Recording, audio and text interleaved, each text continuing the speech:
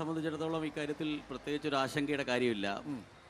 ഇടതുപക്ഷ ജനാധിപത്യ മുന്നണി തിരഞ്ഞെടുപ്പ് പ്രചാരണ പ്രവർത്തനങ്ങളുടെ അവസാന ഘട്ടത്തിലെത്തുമ്പോൾ എന്താണ് ഞങ്ങളുടെ അവസ്ഥ എന്നതിനെ സംബന്ധിച്ച് UDF-ന്റെ സ്ഥാനാർത്ഥി തന്നെ കഴിഞ്ഞ ദിവസം നിങ്ങളോട് റിപ്പോർട്ടർ TV-യോട് പറഞ്ഞു കഴിഞ്ഞു.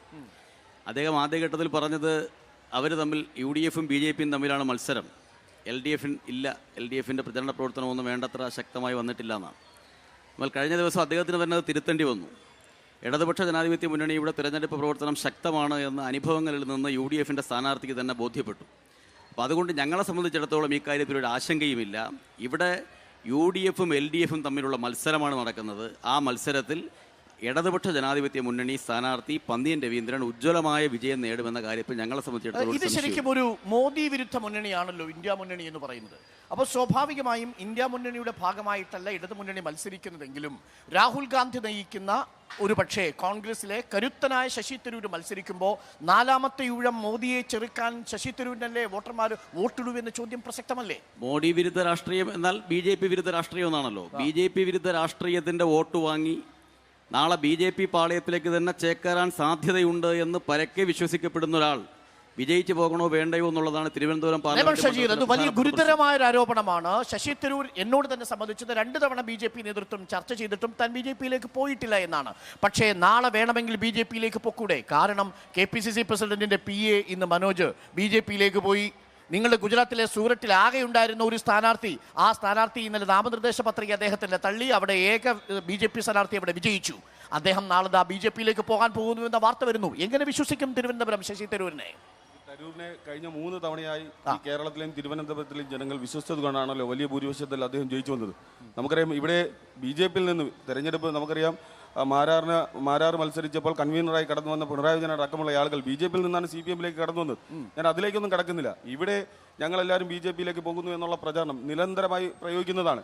ഇവിടെ ഞാൻ പറയാൻ ആഗ്രഹിക്കുന്നത്, ഓരോ ദിവസവും കഴിഞ്ഞ ദിവസം അജീസ് അല്ലെങ്കിൽ 4 ലക്ഷം വോട്ടിന്റെ ഭൂരിപക്ഷത്തിൽ ജയിച്ച BJP MLA-മാർ വരെ കോൺഗ്രസിലേക്ക് കടന്നു വന്നിട്ടുണ്ട്. അപ്പോൾ നിരവധി ആളുകൾ കോൺഗ്രസിലേക്ക് കടന്നു വന്നിട്ടുണ്ട് എന്നുള്ളത് യാഥാർത്ഥ്യമാണ്. അതൊന്നും അവിടെ ചർച്ച ചെയ്യുന്നില്ല. ഒരാൾ പോലും CPM-ലേക്ക് പോകുന്നില്ല.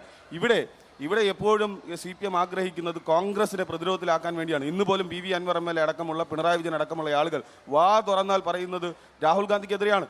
എന്തുകൊണ്ട് നരേന്ദ്രമോദിക്കെതിരെ ഒരു അക്ഷരം പോലും ഇവർ ഉരിയാടുന്നില്ല? ഇവിടെ ഫാസിസ്റ്റ് വിരുദ്ധതയ്ക്കെതിരെ, BJP-ക്കെതിരെ, സംഘപരിവാറിനെതിരെ ഞങ്ങളാണ് പോരാട്ടം നടത്തുന്നത് എന്ന് പറയുമ്പോൾ നരേന്ദ്രമോദിക്കെതിരെ ഒന്ന് വാതുറക്കണ്ടേ?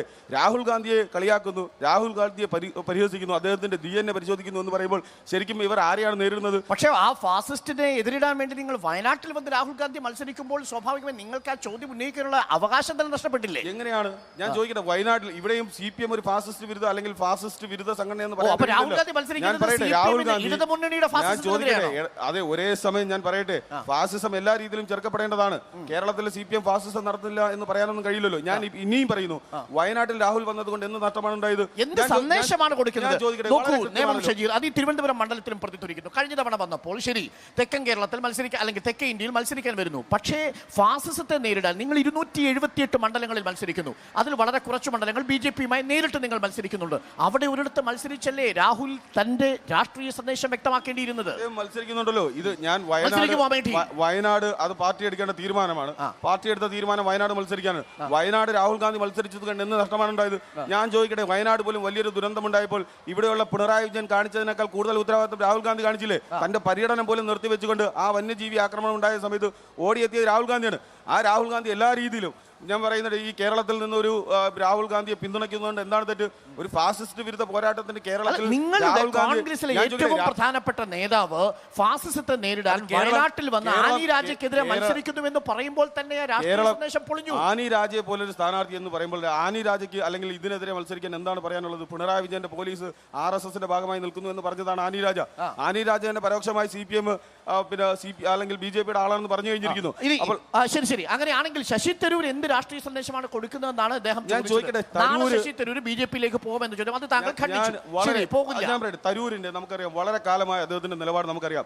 കേവലം ഈ തെരഞ്ഞെടുപ്പിലൂടെ മാത്രമല്ലല്ലോ അദ്ദേഹം എഴുതിയ പുസ്തകങ്ങൾ, അദ്ദേഹത്തിന്റെ രാഷ്ട്രീയ നിലപാടുകൾ ദേശീയ തലത്തിലും കേരളത്തിലും, ആ നിലപാടുകളെല്ലാം നമ്മൾ വായിച്ചതാണ്. എവിടെയാണ് അദ്ദേഹത്തിന് ഫാസിസ്റ്റ്, അദ്ദേഹം അറിയപ്പെട്ടത് പോലും, ലോക ശ്രദ്ധ നേടിയത് പോലും, ഇന്നും ജനഹൃദയങ്ങൾ കീഴടക്കിയത് പോലും എന്താണ്? അദ്ദേഹത്തിന്റെ BJP വിരുദ്ധ നിലപാട് കൊണ്ട് ഹിന്ദുത്വവാദത്തിന്റെ നിലപാടിനെതിരെ പോരാടിയതിന്റെ പേരിലാണ്. ഞാൻ കേവലം ശശി തരൂർ ഫാൻസ് അസോസിയേഷൻ കൊണ്ട് തിരുവനന്തപുരം ഫാൻസ് അസോസിയേഷൻ അല്ലോ, വാസ്തവമല്ലേ? അദ്ദേഹത്തിന്റെ എഴുത്തുകൾ നിങ്ങൾ വായിച്ചിട്ടുണ്ട്.